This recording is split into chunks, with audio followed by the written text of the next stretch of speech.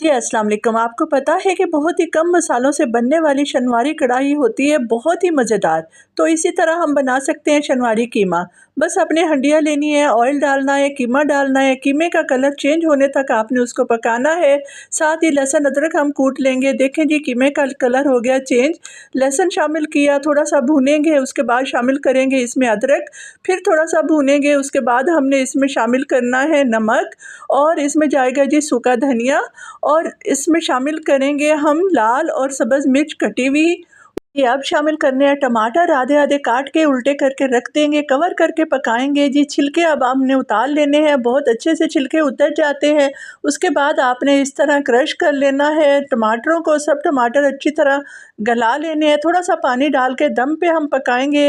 And में हम शामिल करेंगे काली मिर्च, उसके बाद हमने जूलियन कटिंग अदरक और सब्ज़ मिर्च के साथ सर्व करना है। अल्लाह हाफिज़।